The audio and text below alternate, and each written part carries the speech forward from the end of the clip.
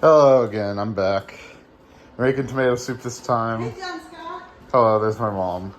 I'm gonna try to get this filming done a little faster so you guys don't have to watch a 20-minute video. I'm also abandoning the mount for now. So, like I said, we're making tomato soup. We got our 2 cans of tomatoes. We got an onion. We got some olive oil over here sweating. I will start recording again when I've chopped up this onion. So if you want to see me chop up the onion, tough. Okay, welcome back. The onions have been chopped up. I'm now sweating them in some olive oil. If you'll notice, it's pretty rough chop on the onions. It's because the whole thing is going to be blended by the time this process is over. So as long as they're getting, some good attention to them, it doesn't really matter what size they are. So while we're waiting on those, I'm gonna go over and open the cans of tomatoes we have with our can opener. Let's see if y'all have heard of a can opener.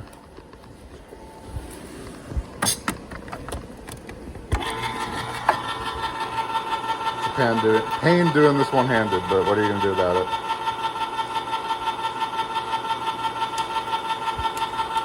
All right, well, I'm gonna cut now. I'll see you back when I'm done with getting the cans out. All right, so like last time, I'm using some roasted garlic in this soup.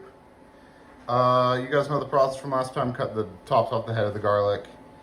Covered in oil, covered in salt, pepper. Cook for in an oven wrapped in tin foil at 350 for an hour. Yeah, pretty basic stuff. So I've opened the cans of tomato. We got 1 can fire roasted, 1 can of whole San Marzano's tomatoes. Like I said, it doesn't matter what state they're in because we're going to blend it all at the end. So the ideal setup for this recipe is you want to have an immersion blender. I don't have an immersion blender, so I'm just going to dump this all into a, normal blender when it's time to go and blend it all together. So I'm trying to let these onions get a little bit caramelized, so you can see there's a little bit of brown color on there. That's what I'm shooting for. I don't want this to taste too much just like tomato sauce. So that's why I'm pureeing it super finely and I'm getting a little bit of color on the onions. So I will see you back when I add the tomato to the soup. Okay, before we add the tomatoes, we're gonna add tomato paste. Normally I go with the whole container of this, but I figure we'll get just a very big squeeze of it. We're trying to get a lot of tomato flavor in this, so we want to make sure we do a lot. The trick I've heard with this is you want to mix it in here after you've cooked down your vegetables a little bit. If you were putting raw garlic in this, you would add it probably at the same time as the raw garlic. But you want to cook this until it kind of goes a little toasted, and you want the smell of like raw tomato to dissipate. So yeah, I'm just heading that. I will tell you this now, this smells awful. This smells really bad. Tomato paste is very stinky and not in a good way.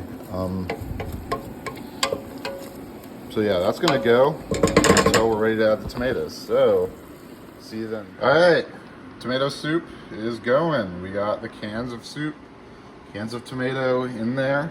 I also throw a little spice bag in there, which is just cheesecloth wrapped in butcher's twine, and that's just basil.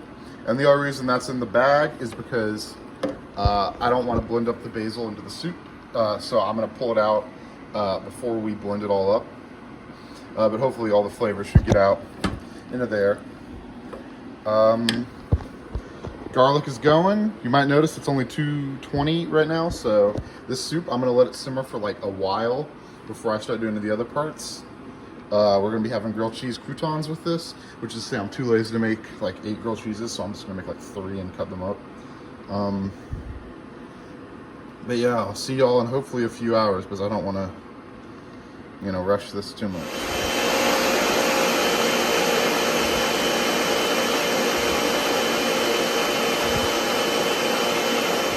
Okay, hopefully that was incredibly loud. I'll see how it picked up on the camera. But now we have our blended up tomato puree. Oh God, did I just get tomato on my phone? No, I did not. And so we're basically at the finish line. All we gotta do now is open this bottle of cream with one hand You know what? Sorry, you're gonna have to look at the floor for a second. Oh, flip flops. I'm not opening cream with one hand. I don't think that's coming. There we go. So we got a nice bottle of heavy cream. This is a pint of heavy cream. So 1 pint. This is just the heavy whipping cream. I don't think the cream type matters. So you'll notice heat is off at this point from when I add the cream to when I, fridge this or we finish it. I am not going to heat this anymore. We do not want the cream to split. We don't want the cream to curdle. We don't want to do anything weird to the cream. So we don't want to add it before the blending step. We don't want to, this is pretty important, but it will get real gross. You can microwave it once you've added it, I think, but try to be gentle with it once the cream is in there. So I'm dumping the whole bottle. We're going the whole way through. You can save some for garnish, for those, little swirls like I'm doing here. Totally decorative. You don't need to do that. I'm not trying to prove anything to anybody, so I'm going to abstain from that and just start mixing this up. So this is going to turn the soup. We want it orange. Tomatoes are not orange, but this soup is going to be orange. That is our end flavor, our appearance that we're wanting. So you notice it looks there, it looks like a nice shiny orange. That means we've basically done our job right. I'm gonna adjust with salt and pepper as needed, but for now, this is our end result. This is our beautiful tomato soup, which only took, if you check the clock, about two and a half hours. So yeah, I'll see y'all at the tail end. You might see a pit stop in for the grilled cheeses, but I'm not going to film that whole thing, so we'll see you at the end. Okay, here is our grilled cheese setup. We got our softened butter. I just set this out a few hours ago, so it's nice and soft. We got 2 slices of that sunbeam bread, and then we got our cheese. Normally for this, I would use just American cheese. We don't have enough American cheese for that, so I'm going to be cutting it with a little bit of Colby Jack. I'm interested to see how that goes, because again, normally I just use the American. It melts really easily. I might have to do a little extra work to that Colby Jack melted, but at the end of the day, who cares?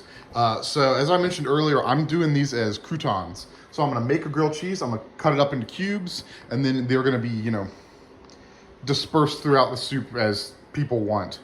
Normally I would just do grilled cheeses, but I'm tired and I don't want to cook like 8 grilled cheeses tonight. That's like 45 minutes of standing. So yeah, I'll video on when I get my first grilled cheese on the pan. All right, so as you can see, I got the bread butter side down in a cold pan, non-stick, with 1 slice of American, 1 slice of Colby Jack. I'm about to put the other slice on there. I just, you want to be able to see it. So what I'm going to do from there is I'm going to cook it low heat. This goes to 5. I'm going to cook it at about 2.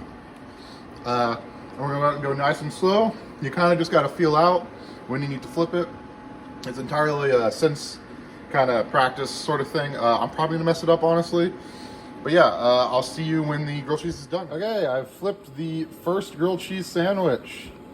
As you can see, it's gotten nice and dark there. I haven't burned anything. I got damn close, I'll say that. But I managed to pull it out, so we're good. So on this other side, I've turned the heat down a little. It's going to cook for way less time than that first side. First side was on there for a couple minutes. Second side will be on there for probably no more than 2. Or else those mean the same thing. First side was like 3 or 4. So, yep. Good progress. Bye. Okay, our first grilled cheese is done. I know I said I was going to do croutons, but I mean, come on, we got to do the cheese stretch on this first one. Oh, haha. Oh, it's still going. It's still going. Jesus Christ. So yeah, that's the cheese stretch on these. Smells good. So yeah, that's our first grilled cheese. I hope you guys like that. I'll see you at the end. I forgot to film a conclusion to this, but just imagine it tasted and looked really good, and it's the best thing you've ever seen, and it's like, wow, that was really good. I should send this video to my friends and family and like, comment, and subscribe, and send John Scott like $200 on Venmo. Okay, bye.